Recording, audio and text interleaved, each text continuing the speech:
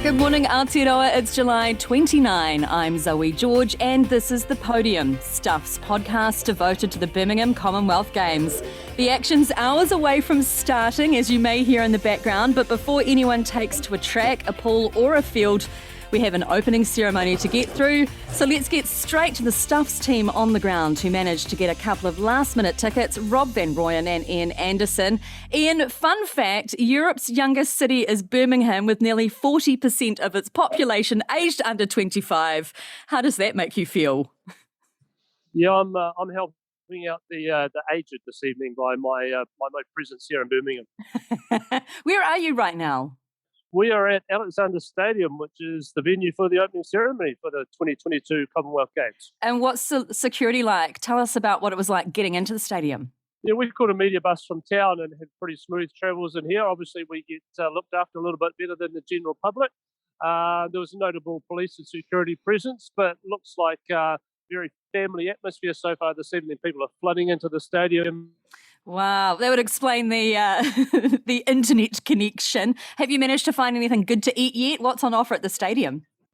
Just usual concessions at the stadium, to be honest. I mean, I just had a dirty bloody BLT sandwich actually tonight. It's been we didn't really plan in advance today, so but look, there's some good cafes around and plenty of good restaurants. Plenty of good curry around here, that's for sure. So we started with that when we arrived on Monday. So Ian, you spoke with flag bearer Joelle King earlier today. Birmingham is her fourth Games, and this is what she had to say about her time competing in the Games. 21 years old, going to India to compete in Delhi, which was my first one. Zero expectation. And to come away with a gold and a silver medal, I think it was an overwhelming experience, you know. And then to go on to do two more and bring home more medals. I feel like the Commonwealth has become a bit of a part of my life, you know. Unfortunately, squash is not at the Olympics, so this is our pinnacle.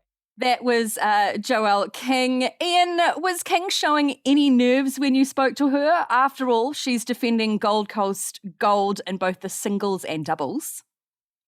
None whatsoever. She is a very composed athlete, a very impressive person. I've always admired the way Joelle King handles herself throughout her career. She's now, as I say, in her fourth Commonwealth Games.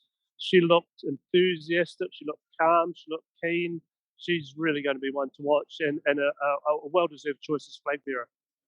Fabulous. Well, Rob, triathlon starts tomorrow, but the athletes might be facing a rather crappy situation. What's going on? Yes, indeed. Reports at Sutton Park where the triathlon's been held. The swimmers could have to deal with some raw sewage.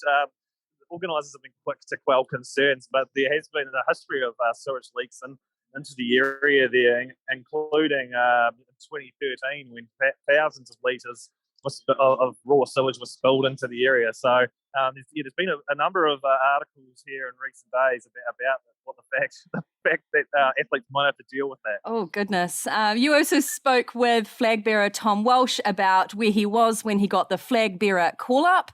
This is what he had to say. I was with Dana, my girlfriend, Hayden, my coach, and Quinny, my sports psych.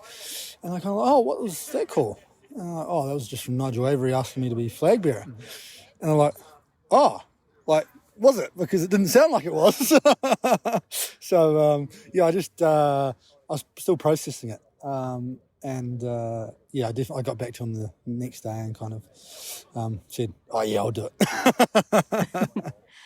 So, Rob, how was Tom Welsh's nerves heading into the Games? No nerves at all. He was as focused as anything. And, you know, he's desperate for redemption after the World Champs in Oregon recently when he finished fourth, beaten by the trio of Americans. And this, Welsh is a former world champion himself, so he was bitterly disappointed.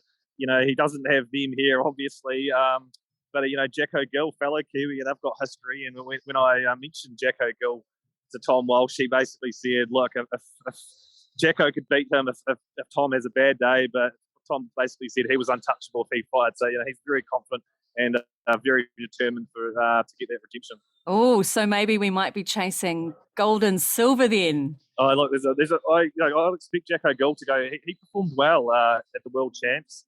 And look, I wouldn't be surprised at all if he ends up on the podium. Oh, that's really great. Well, speaking of the podium, the first Kiwis will be in action overnight. That's Friday night New Zealand time, including Hayden Wilde, who is a real gold medal chance in the men's triathlon. Then we've got heats for our swimmers, and both Sevens teams start their campaigns too. The White Ferns start their competition on day 2 of the Games. Captain Sophie Devine told us it's a really different vibe to the Cricket World Cups. I think I explained it to someone, it's almost like being an only child and then all of a sudden you found out they've got a couple of stepsisters and brothers and things like that, so you sort of have to share the limelight a bit, but it's so incredible to be part of this wider New Zealand team. And in sad news, triathlete Ainsley Thorpe won't compete on Saturday morning after becoming the first Kiwi athlete to be scratched from the Birmingham 2022 event due to COVID-19. But not all hope is lost for Thorpe, as she still has the chance to be selected for the mixed relay, dependent on medical clearance. Okay, one of the highlights of the opening ceremony will be the return of 80s superstars and local lads Duran, who are headlining. So we were wondering how much our team in Birmingham know about the band. Ian, I think obviously you have a generational advantage in this quiz. This is what I'm here for. All right, the first question is for you. How many records have they sold worldwide? Or in excess of 100 million, let's say. Ding, ding, that is correct. All right, Rob, next question's for you. Which Grammy Award were the band the first ever recipients of?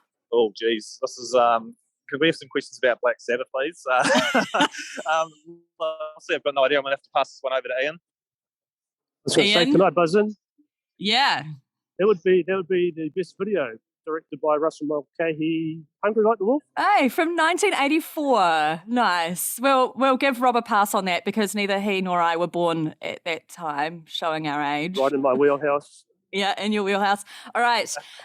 Ian, which Bond movie did Duran record the theme song for? You Two Are Kill. That's right. Rob, what is the name of Duran's board game? I do know this. It's called Into the Arena. That's correct. You play by moving around the board, picking up singles, videos, and eventually band members to earn points. We may have to play it when you return. Ian, 3 members have the surname Taylor. Are any of them related? No. John, Roger, and Andy. None of them brothers at all. And may I say that's an outstanding answer from my colleague Rob Van Ryan to the previous question. It's a tough one. That was a tough one. Here's another question for Rob. Which royal said they were her favourite band? That's another one I'm going to claim that I know. Princess Diana. She was a big fan. That's right. Fun fact, the group actually performed at her memorial concert and singer Simon Le Bon said she was their favourite princess. Oh, bless. Okay, here's a tiebreaker for the two of you, but I have a feeling that Ian might get this one. Sorry, Rob. Why are they even called Duran? They were named after a character in the 1960s sci-fi movie Barbarella, which featured Jane Fonda. Correct, Mr. Durand. And that's it for the podium for today. On behalf of Rob Van Royan and Ian Anderson in Birmingham and producer Jono Williams, I'm Zoë George. Thanks for listening. Remember, you can find all the latest game action online at stuff.co.nz. And if you like this podcast, check out more at Stuff, where you get your podcasts from. Until next time, ngā mihi, go well.